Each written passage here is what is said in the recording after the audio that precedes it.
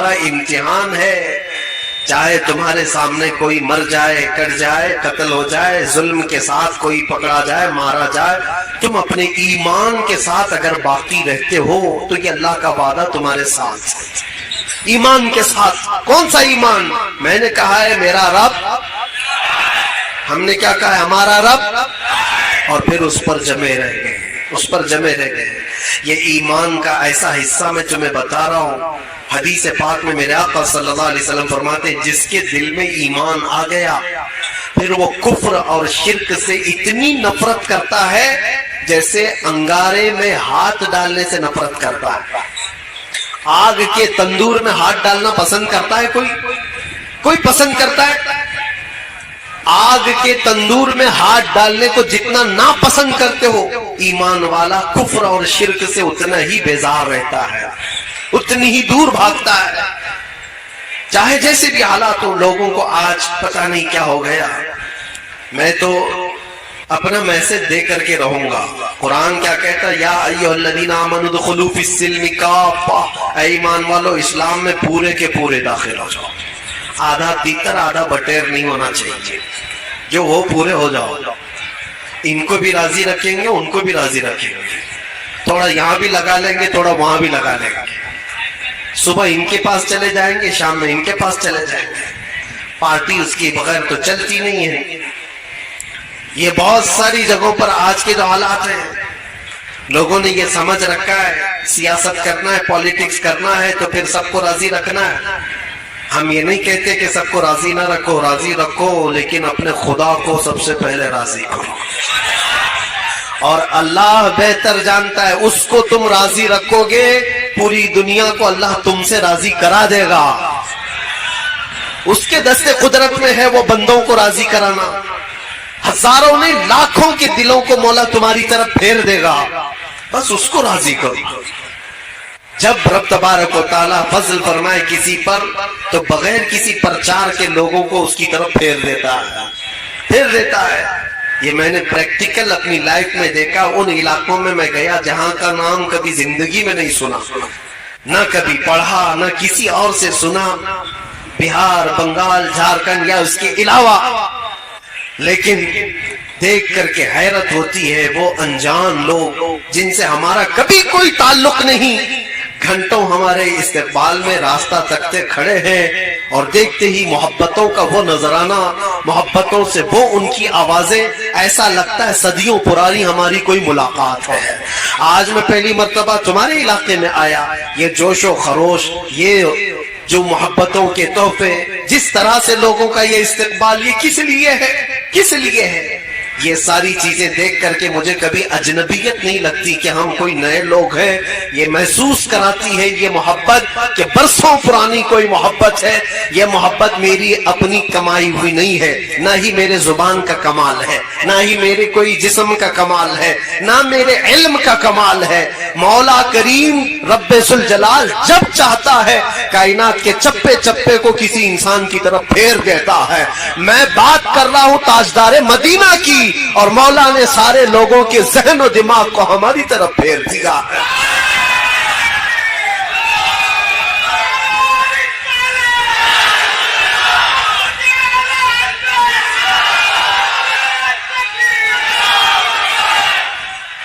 راضی کرو اس رب ذوالجلال کو, وہ اگر راضی ہے تو سب کچھ ٹھیک ہے. اگر وہ اسی کو ناراض کیا اور پھر دنیا کو راضی کرتے کرتے تھک گئے, کیا ملا, کیا حاصل کیا ہے؟ جن لوگوں کے پیچھے ہم اپنی راتیں برباد کرتے ہیں, نوجوانوں, جن دوستوں کو راضی کرنے کے لیے تم نے مال بھی برباد کیا, وقت بھی برباد کیا, پھر بھی وہ راضی نہیں ہوئے تم سے. ایک دن ان کے ساتھ کچھ تمہارا برا ہوا, وہ ساری پرانی یادیں سب ختم کر دیے گے, سب تعلقات مٹا دیے جائیں گے. دوستوں کے لیے تم نے اپنے ماں باپ کے ساتھ بیٹھنا چھوڑ دیا. دوستوں کی وجہ سے تم اپنے گھر میں وقت دینا کم کر چکے ہو. اس دنیا کو راضی کرنے کے لیے کیا کیا نہیں کیا, لیکن وہ راضی کبھی نہیں ہوتی. اور اگر تمہارے 4 دوست ہیں تو چاروں کو ایک ساتھ راضی رکھو, یہ بھی مشکل ہے. ہو سکتا ہے تمہارے کسی کام سے 2 راضی اور 2 ناراض. یہ تو 4 کا مسئلہ بتا رہا ہوں. اور جس کو 4000 کے بیچ میں جینا ہے وہ کب تک ان سب کو راضی کرتا رہے گا؟ ایک ایک انسان کو راضی کرتے کرتے اس کی لائف ختم ہو جائے گی. پھر بعد میں پتا چلا عمر ڈھل گئی, ان میں سے آدھے بھی راضی نہیں ہوئے. ہوتا ہی یہی. مسجد کے صدر صاحب, مسجد کی کمیٹیاں چلانے والے یا محراب کے امام صاحب, آپ اگر سب کو راضی کرنے پر لگ گئے تو آپ کی زندگی ختم ہو جائے گی, پورے راضی نہیں ہوں گے, کبھی راضی نہیں ہوں گے پورے. ایک بات یاد رکھو, تمہیں رب تبارک و تعالیٰ نے یہ خدمت عطا کی ہے تو صرف رب ذوالجلال کو راضی کرنے پر لگو. اللہ کو راضی کرو, اور اللہ اگر راضی ہوا تو پوری کائنات کو اللہ خود اپنی جانب سے تمہاری طرف سے راضی کرا دے گا. وہ تمہاری محبت ان کے دلوں میں خود ڈال دے گا. مجھے آج بتاؤ, سلطان الاولیاء غوث الاعظم عبد القادر جیلانی رضی اللہ تعالیٰ عنہ کو دیکھا ہوا یا کون بیٹھا ہوا ہے؟ کوئی ان کو دیکھا ہوا؟ ان کے زمانے کا, آس پاس کا سرکار غریب نواز کو دیکھا ہوا کوئی ہے؟ برسوں بیت گئے, لیکن آج بھی تمہارے دلوں میں ان کے نام کی بھی محبت کیسی ہے؟ ان کے نام کی بھی محبت کیسی ہے؟ وجہ یہ ہے کہ وہ جب تک زندہ تھے صرف اپنے رب کو راضی کرتے تھے, اللہ کو راضی کرنے پر لگ گئے, اللہ کو راضی کرنے پر لگے رہے, اور رب تبارک و تعالیٰ نے پوری کائنات کو ان سے راضی کرا دیا ہے. پوری دنیا میں لوگوں کے دلوں میں اللہ نے ان کی محبت ڈالی ہے.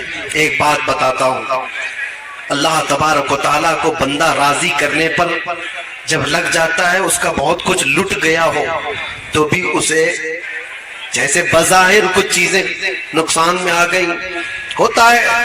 میں رب کو راضی کرنے کے لیے نکلا, میرا وہ چھوٹ گیا, یہ چھوٹ گیا. یہ شیطان تمہارے دلوں کے اندر یہ احساس ڈالے گا تو نماز کے لیے جا رہا ہے, اللہ کو راضی کرنے کے لیے دکان کیسے چلے گی؟ پورا فل بزنس ٹائم ہے یہ نماز کا, اس وقت گراہک کو چھوڑ کے کیسے جائے گا؟ تمہارے دل میں یہ آیا, یہ بات آئی, اتنی دیر کا تو دھندا نقصان ہو جائے گا, خراب ہو جائے گا, یہاں چھوڑ کر کے جاؤں گا اللہ کو راضی کرنے کے لیے, یہ سب تو چلے جائیں گے, دوسرے دکان سے خریداری کر لیں گے. لیکن تمہیں پتا نہیں میرے عزیزوں, تمہیں پتا نہیں, اور تھوڑی دیر کے لیے تم ان کو راضی کرنے کے لیے اللہ سے دور چلے گئے, پھر وہ وقت خراب تمہارے اوپر اتنا آئے گا کہ گھنٹوں پھر پیشانی رگڑ رگڑ کر کے مانگتے رہ جاؤ گے, پھر مانگنے کے لیے آؤ گی. اسی لیے ایک بات یاد رکھو, میں بتا رہا ہوں, بزرگوں نے یہ بھی فرمایا کہ جو بندہ اپنی دکان, اپنے کاروبار, یہ ساری چیزوں سے چھوڑ کر بھاگ کر آتا تھا اللہ کی بارگاہ میں, تو اس کے کاروبار کو چلنے نہ چلنے کی کوئی ٹینشن نہیں ہے. فرمایا گیا کہ اللہ تعالیٰ کے فرشتے گراہک بن کر کے اس کی دکان پر آتے, کسی نہ کسی طرح سے اس کا کام چلتا رہے. اللہ تبارک و تعالیٰ کا نظام ہے یہ, من کان للہ کان اللہ لہ, جو اللہ کا ہو جاتا ہے اللہ اس کا ہوتا ہے. پھر میں اسی بات پر آتا ہوں, اللہ ہمارا رب کیا ہے؟ اس پر جمع ہو, ڈٹے ہو, سنو. کچھ قربانیاں دینی پڑ سکتی ہیں, کچھ قربانیاں دینی پڑ سکتی ہیں. ضروری نہیں کہ ہر ایک کی زندگی سے قربانی لی جائے گی. وہ رب تعالیٰ جس سے چاہے اپنے نام پر قربانی لے جائے, جس سے چاہے. تو کیا اس بات سے ڈر کر بھاگتے ہو کہ اللہ تعالیٰ کی بارگاہ میں قربانی دینے سے بھاگنا چاہیے مجھے؟ سنو, ایک پرانے زمانے کی حکایت ہے, میں سنا دیتا ہوں. سنا ہے کہ موسیٰ علیہ السلام کے پاس ایک خاتون آئی, اس کے بچے نہیں تھے, اولاد نہیں تھی. اس نے آ کر کے کہا کہ آپ دعا کر دے, اللہ میرے حصے میں بیٹا دے دے, بیٹی دے دے, کچھ تو اولاد ملے. آپ نے دیکھا اور کہا تیری تقدیر میں اولاد لکھی نہیں گئی, لوح محفوظ میں تقدیر میں تیرے اولاد نہیں ہے. وہ خاتون وہاں سے مایوس لوٹی, روتی گڑ گڑاتی ہوئی جا رہی تھی. بیچ راستے سے گزرتے ہوئے اس کا ایک درویش کے پاس سے گزر ہوا, ایک فقیر اللہ کی یاد میں ایک درخت کے نیچے بیٹھا رہتا تھا. توجہ. اس نے دیکھا اور پوچھا خاتون کیوں رو رہی ہے؟ اس عورت نے کہا ایسا ایسا ہے، میں برسوں سے بے اولاد ہوں، اولاد مانگنے گئی ہوں، تو مجھے بتایا گیا کہ میری قسمت میں اولاد نہیں ہے. اس درویش نے کہا گھبرا مت، نا امید نہ ہو، مایوس نہ ہو، رب تبارک و تعالیٰ چاہے تو اس کا لکھا ہوا ہے وہ پھر لکھ کر کے عطا بھی فرماتے. جا اپنے گھر سجدہ کر، میں دعا کرتا ہوں. وہ عورت گئی، روز سجدہ کرتی تھی، دعا کرتی تھی، اور یہ درویش ادھر اس خاتون کے لیے دعا کرتا تھا. فقیر.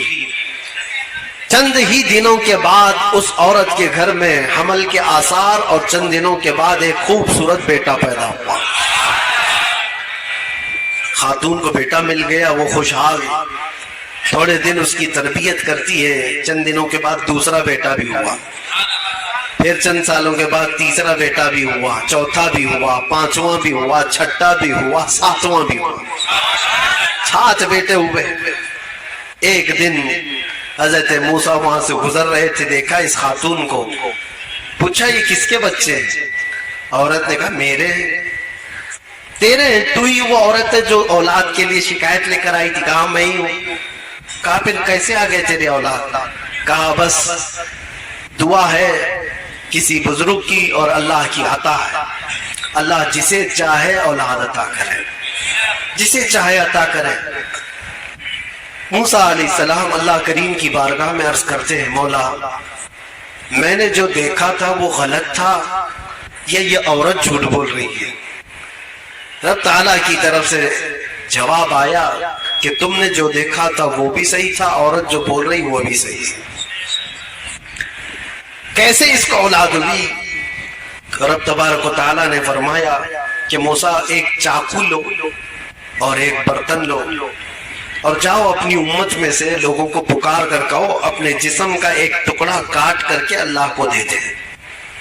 وہ بنی اسرائیل قوم ہے بڑی نافرمان. موسیٰ علیہ السلام اپنی قوم کے پاس ہے، اللہ کا حکم ہے یہ.